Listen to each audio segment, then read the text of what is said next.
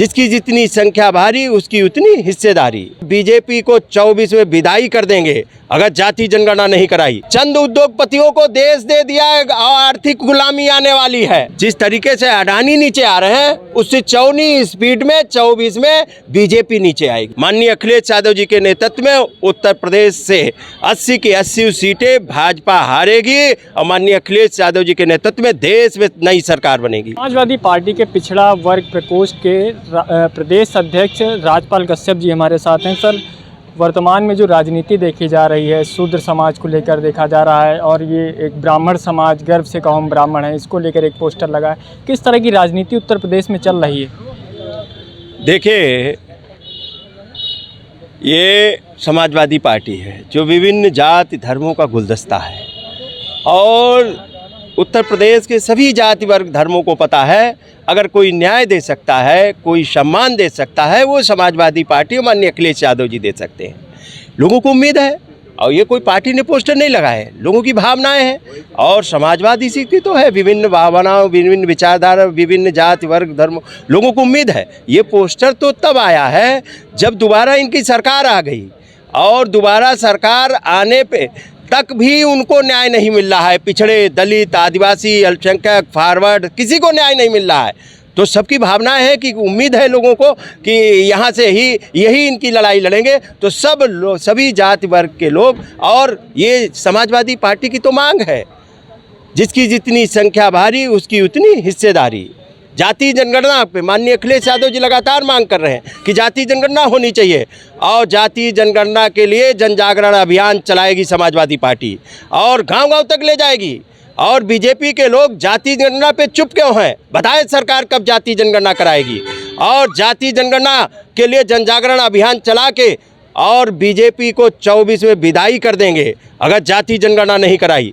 और बताइए, आरक्षण खत्म किया जा रहा, आज पिछड़े, दलित, अल्पसंख्यक, आदिवासी सबको सताया जा रहा। अगर कोई अधिकारी कर्मचारी है आज अपने को डरा हुआ महसूस कर रहा है, पिछड़े दलित के लोगों का अपमानित किया जा रहा है, कर्मचारी तक को।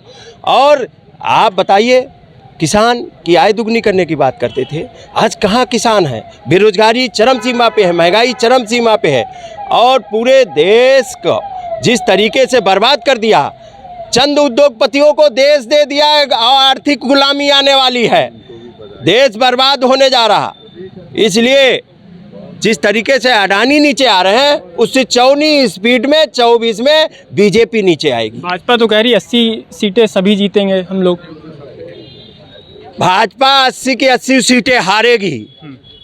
आप देख लेना, माननीय अखिलेश यादव जी के नेतृत्व में उत्तर प्रदेश से 80 की 80 सीटें भाजपा हारेगी और माननीय अखिलेश यादव जी के नेतृत्व में देश में नई सरकार बनेगी। रामचरितमानस को लेकर जो विवाद चल रहा है उसको आप कैसे देख रहे हैं? देखिए, ये सब विवाद आए हैं, ये बीजेपी जिस तरीके से पिछड़े, दलित, शोषित, वंचित आदिवासियों को परेशान कर रही है, आज उन लोगों को याद आ रहा है कि जिस तरीके से पुराने समय में गुलाम बना के रखते थे बीजेपी के लोग, तो आज सब पीड़ित हैं। और समाजवादी पार्टी जाति जनगणना के लिए जन जागरण अभियान चलाएगी, गांव-गांव पिछड़े, दलित, शोषित, वंचित, इनको सबको जागरूक करेगी। बीजेपी है क्या? बीजेपी में पिछड़े और दलित, आदिवासी न रहे तो बीजेपी खत्म हो जाएगी। बीजेपी को हमने हाल देखा है 12 में, दूर नहीं, 12 में क्या हाल था? 5,000, 10,000 वोट कटवा पार्टी गिनते थे लोग, विरोधी लोग खड़ा करते थे सेटिंग करके।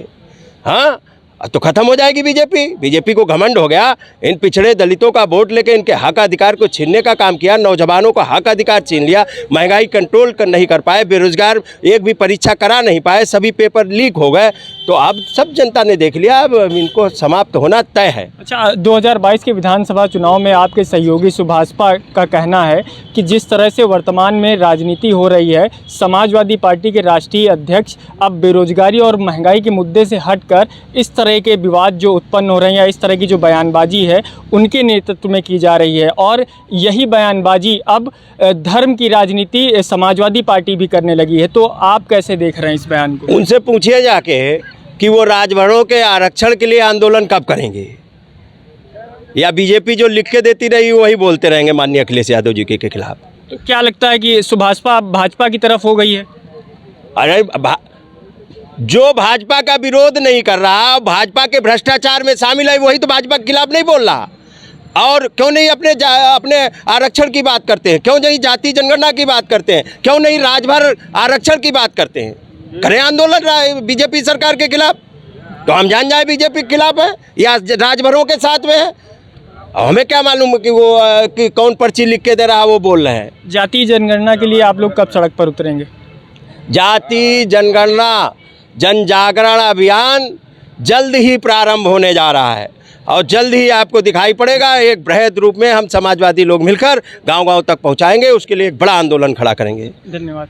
तो ये राजपाल कश्यप जी हैं, जिनका साफ तौर पर कहना है कि समाजवादी पार्टी अब जातीय जनगणना को लेकर साफ तौर पर जल्द से जल्द जो है वो सड़क पर दिखेगी और जातीय जनगणना कराने की मांग करेगी। लखनऊ से नवभारत टाइम्स ऑनलाइन के लिए संदीप तिवारी।